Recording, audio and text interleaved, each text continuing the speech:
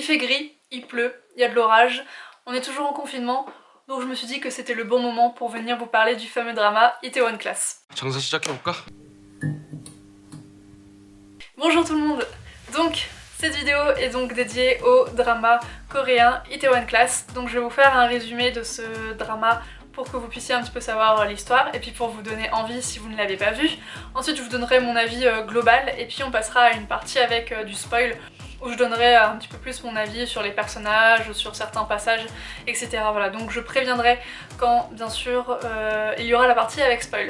Je précise aussi que je risque peut-être d'écorcher un petit peu les noms puisque c'est des noms et des prénoms coréens, donc je ne parle pas coréen, je dis pas l'accent ou quoi, donc je suis désolée si j'écorche un petit peu ou que je le prononce mal. Et puis c'est tout.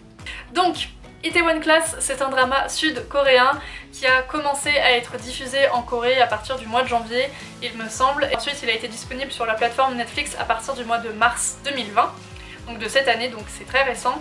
Et ce drama, en tout cas j'en ai entendu, en tout cas pour ma part j'en ai entendu beaucoup parler, il était très attendu, qui est composé de 16 épisodes qui durent entre 60 et 80 minutes, des épisodes qui durent bien une bonne heure. Personnellement j'ai eu le temps avec le confinement, ça m'a permis de pouvoir regarder ça et de torcher ce drama en 3 jours.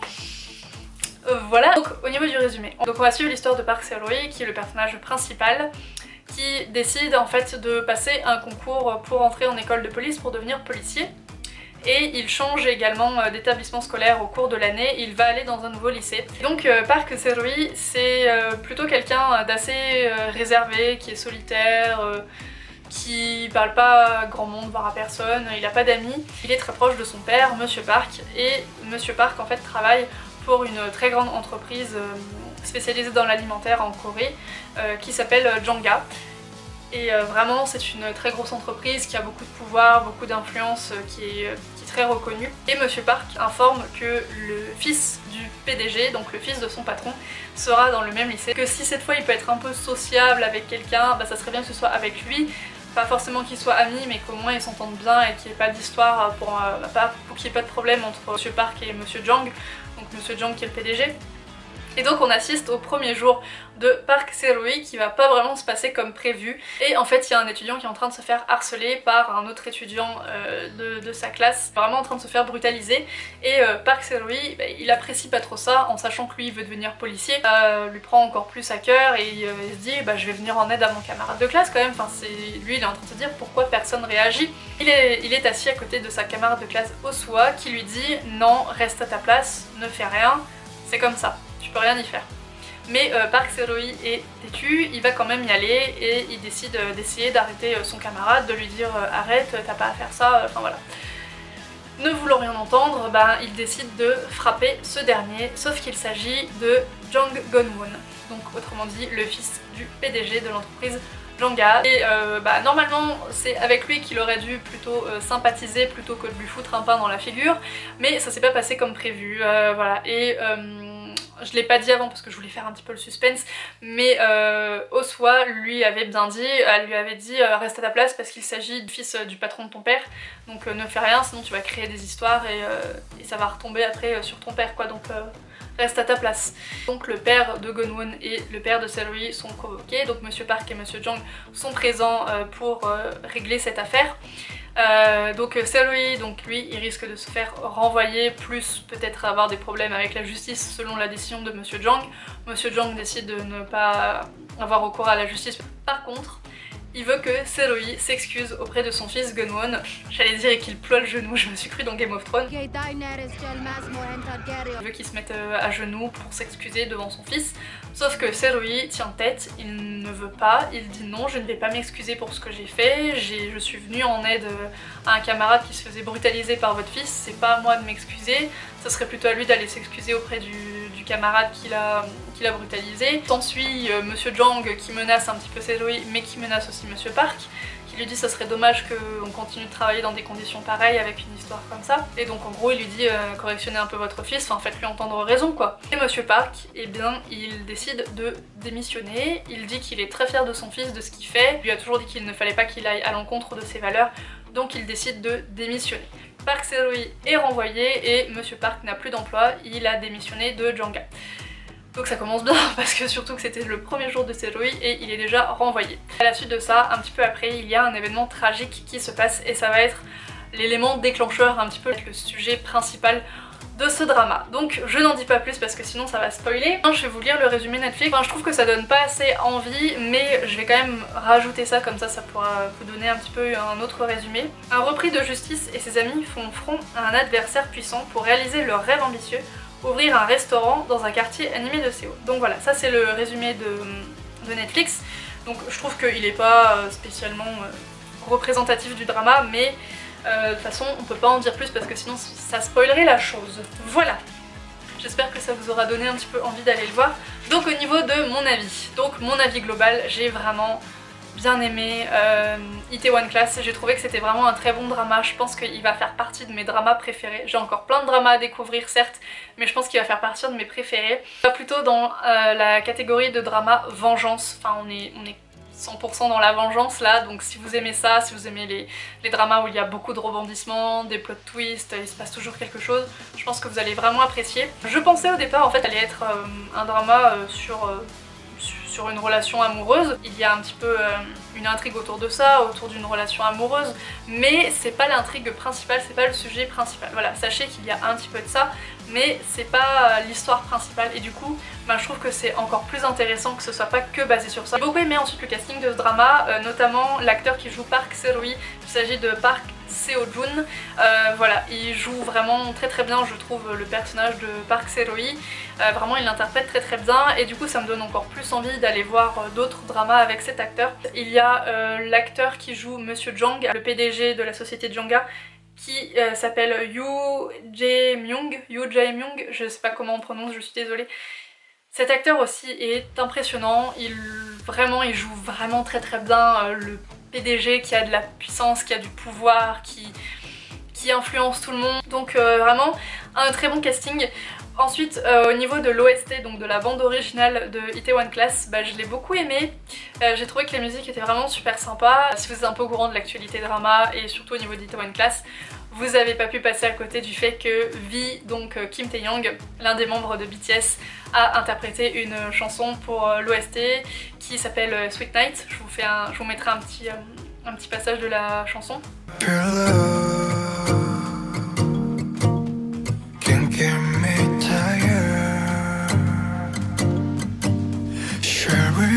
Je trouve qu'il est juste sublime, enfin voilà quoi. C'est pas mon bias pour rien. Mon bias, je sais pas comment on dit, moi je dis bias. Enfin voilà. Au-delà de ça, il y a vraiment, l'OST général, vraiment je l'aime beaucoup. Et je trouve que c'est un très bon drama, que je vous conseille vraiment si vous aimez les dramas vengeance où il se passe plein de choses.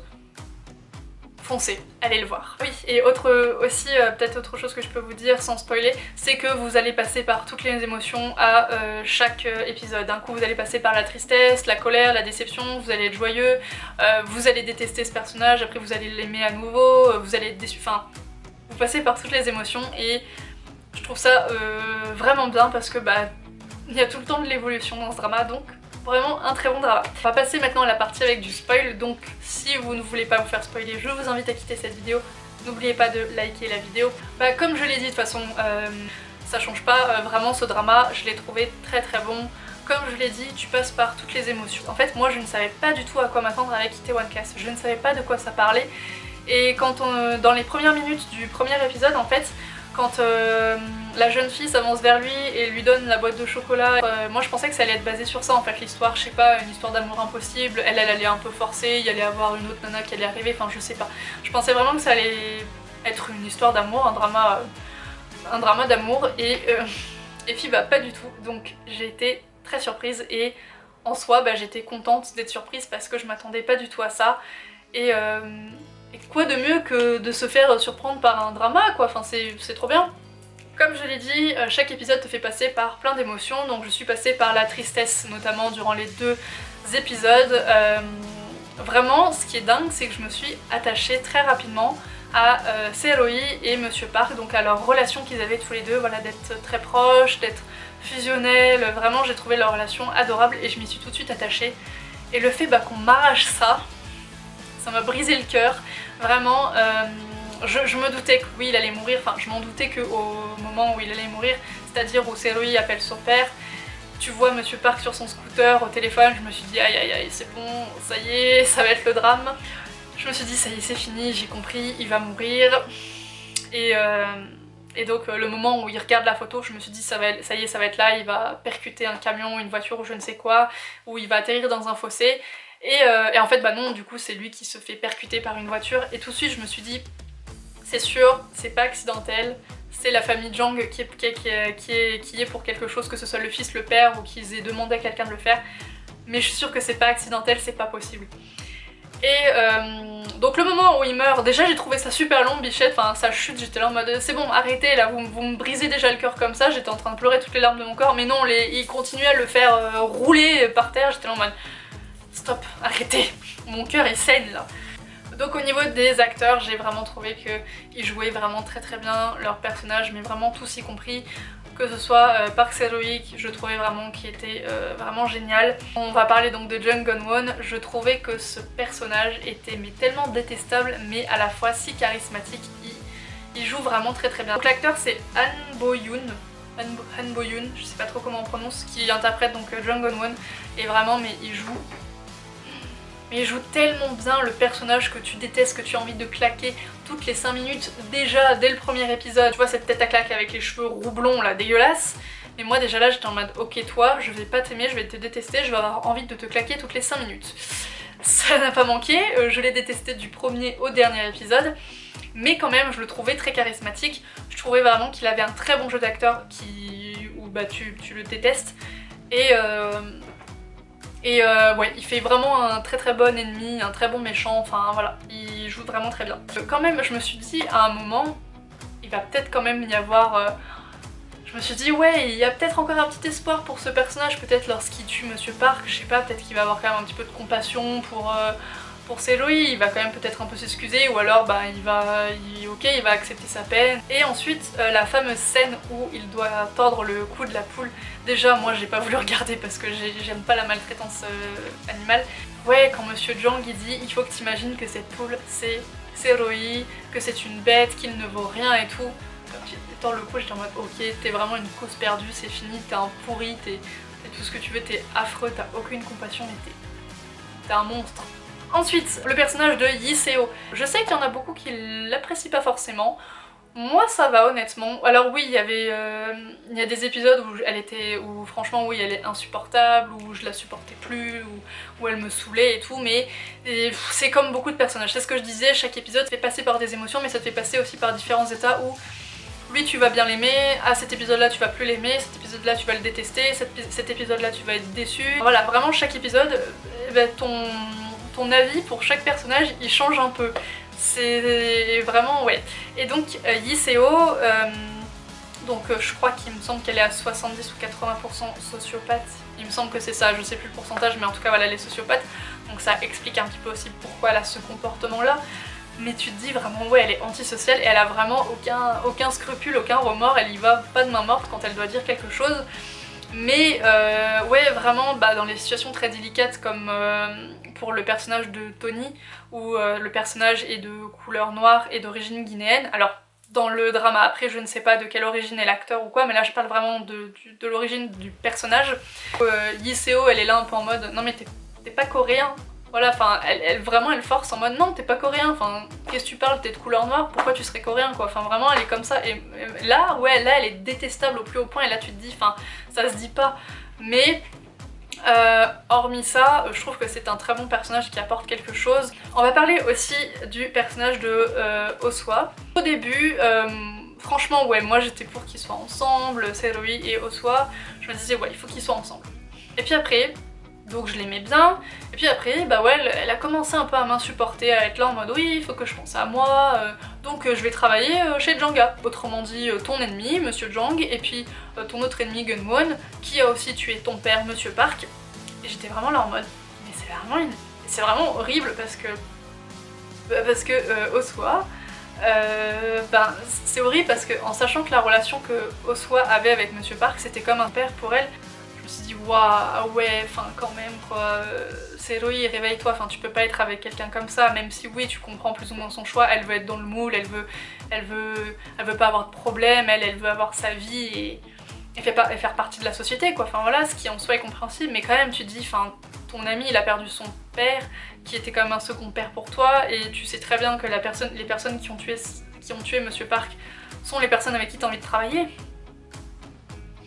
Ouais, donc Osuwa, bah, c'était assez mitigé, j'étais tout le temps en montagne russe, un coup je l'aimais bien, un coup elle me saoulait, un coup j'étais en mode bon tu remontes un peu dans mon estime, bon mais voilà, je voulais plus qu'ils finissent ensemble, et puis bon c'est vrai que c'était long hein, quand même, et voilà, c'est Serohi qui était là en mode mais t'es mon premier amour, tout ça, et sois avec moi je vais te faire démissionner, tout ça, et elle était là en mode à attendre, et j'étais en mode mais punaise, mais je sais pas, le mec il est en train de te dire qu'il a un projet sur 15 ans, qu'il veut te faire démissionner, il est en train de tout faire pour se venger pour son père, qui va tout faire pour que tu sois avec lui. Et je trouve que Iseo l'a très bien résumé, elle lui a dit mais toi qu'est-ce que tu fais pour lui? Enfin, moi j'écrase ses adversaires, moi j'ai monté la boîte avec lui, moi je fais ça pour lui. Et du coup Iseo elle lui a un peu fait ouvrir les yeux, elle lui a un peu dit genre mais toi tu fais rien, toi tu penses qu'à toi, et j'étais là voilà c'est bon, voilà moi pour moi c'est Serohi Iseo. Bref, parler de Gunsu, tiens. Le frère de Gunwon, oh là j'y arrive plus, de Gunwon.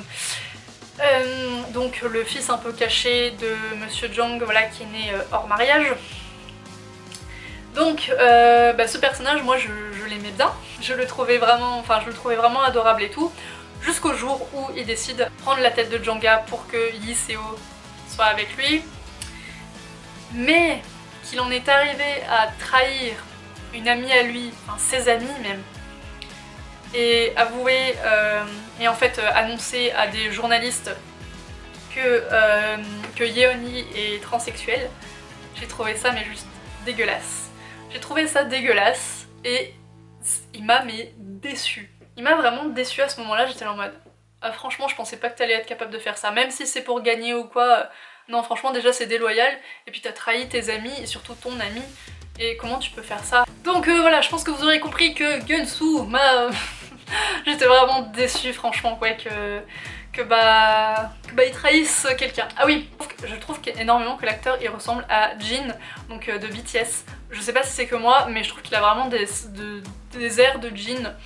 Voilà, je voulais juste dire ça, mais du coup ça me perturbait à chaque fois que je regardais le drama, j'étais en mode Jin, c'est toi? Voilà. Qu'est-ce que je peux dire d'autre? Au niveau des différents messages donc veut transmettre ce drama, déjà premièrement bah, le message de ne jamais rien lâcher, de toujours persévérer, voilà bah, l'exemple parfait de Serohi qui veut venger son père et qui a un projet donc sur 15 ans, voilà, qui fait de la prison, il sort de la prison, il est pas démotivé, il est toujours motivé, voilà, il va aller sur son bateau de pêche pour ensuite ouvrir son bar, pour ensuite ouvrir des chaînes, pour ensuite bah, construire un empire en fait, et tu te dis waouh quand même, enfin la persévérance, il a jamais lâché, même si enfin il y avait plein de raisons pour qu'il lâche. Donc je trouvais que c'était un beau message que le drama voulait faire passer. Alors après il voulait pas faire passer le message en mode battez-vous, kidnappez des gens et tuez des gens, mais c'est plus le message voilà, de toujours plus ou moins croire en ses rêves, ou en tout cas à ses projets, et toujours persévérer, ne jamais lâcher. Parce que Serohi quand même, il a bien passé 15 ans à jamais lâcher, et tu te dis 15 ans c'est long, et sûrement que plein de gens auraient déjà lâché l'affaire, tu te dis bon c'est impossible, je vais jamais y arriver, et lui jamais. Alors après aussi heureusement qu'il a eu le soutien de toute son équipe voilà avec lui, et justement je trouvais ça touchant que toute son équipe avec Yeoni, Yeseo, Tony, voilà, Kyungsu, tout ça, enfin vraiment j'ai trouvé qu'ils formaient une super belle équipe, et vraiment bah, que chacun apportait quelque chose à Serohi, à l'entreprise, et apporter quelque chose au drama, à l'histoire. Aussi ce que j'ai vraiment apprécié, et je crois que c'est l'un des seuls dramas qui a fait ça, en tout cas il me semble à ma connaissance, qui a vraiment inclus plusieurs sujets qui sont tabous en Corée, notamment le sujet de la transphobie et de la transsexualité. Donc le personnage de Yeoni est donc transsexuel, et donc comme je l'ai dit, Gunsu va diffuser cette information à la presse, aux journalistes, et j'ai trouvé ça quand même que c'était un beau message en quelque sorte. J'ai trouvé ça bien en fait que ben genre c'est pas parce que je suis transsexuelle ou quoi que ça change qui je suis, que on doit me juger par rapport à ce que je suis. Là on vient me juger sur mon travail, donc c'est mon travail qui doit être jugé et non ma personne, et non moi, non ma sexualité, mon orientation sexuelle. Autre sujet un peu tabou qui a été abordé, c'est le racisme et les étrangers en Corée du Sud, donc notamment avec le personnage de Tony. Moi j'ai trouvé ça cool qu'il y ait un personnage donc d'une origine étrangère qui déjà vienne faire un drama, mais qui en plus ait un rôle un petit peu principal, puisque on va quand même lui donner un peu une histoire, alors une petite histoire, mais il va quand même en avoir une. Voilà, lui il veut chercher son père qui est coréen, donc Tony est coréen, donc il retrouve sa grand-mère, donc il retrouve pas son père mais sa grand-mère, voilà. Ce qui est bien c'est que voilà, on l'a pas réduit à un personnage en mode bon bah il était venu postuler pour un poste de serveur, ça s'arrête là, de temps en temps on le voit en mode ah salut, hey, mais qu'est-ce qui se passe ou quoi. Non là vraiment il est intervenu plusieurs fois, et vraiment la scène où ça m'a choquée, mais ce qui est malheureusement est la réalité, c'est la scène où ils vont en boîte de nuit et où le videur lui dit non on n'accepte pas les Africains et les Arabes. J'étais en mode waouh. Et tu te dis ah ouais quand même, c'est un truc de fou quand même que maintenant aujourd'hui en 2020 il y a encore du racisme comme ça. Et bon, heureusement Seroi il est là, il va taguer ensuite la boîte en mode raciste, c'est horrible, vous devriez avoir honte et tout machin, donc comme ça leur fait un peu une mauvaise pub. Ça te fait prendre quand même compte de la situation en Corée du Sud, qui a encore des énormes pas à faire, mais qu'on essaye quand même de voilà, d'inculquer aux Coréens qui sont encore un peu comme ça, qui sont encore un peu de l'ancien temps en quelque sorte, de leur dire non, c'est normal, si une personne a une autre orientation sexuelle, elle est normale, si elle est d'une origine étrangère ou quoi, c'est un être humain, enfin il n'a pas à le juger, à le rejeter ou quoi. Je vais aller chercher un gilet parce qu'il commence à faire super froid. Bon, alors je pourrais bien sûr pas tout aborder parce que sinon la vidéo va durer 1000 ans. Il y a plein de choses à dire sur ce drama, sur plein de personnages, mais bon, je peux pas tout dire. Je vais parler un petit peu vite fait de l'avant-dernier et du dernier épisode. Donc, j'ai chialé ma race en pensant que Seroi était mort. Voilà, déjà j'ai trouvé ça hyper cruel de le faire mourir comme son père. Et en plus la petite phrase de Gunwon, c'est une scène qui m'est très familière, j'étais là en mode c'était vraiment horrible. Ça va, il n'est pas mort mais j'ai quand même bien pleuré. Vraiment pour la fin, j'ai trouvé que c'était une bonne fin en soi, enfin il était temps en quelque sorte que ça y est, Seroi il arrive, il aboutisse à son projet, enfin au bout d'un moment ça fait 15 ans qu'il y est le mec, tu sais, c'est bon, laissez-le un peu respirer et laissez-le enfin aboutir à son projet. Qu'il soit avec Yiseo, franchement ouais j'étais quand même assez contente, ouais j'étais même super contente, j'étais vraiment comme ça derrière mon canapé.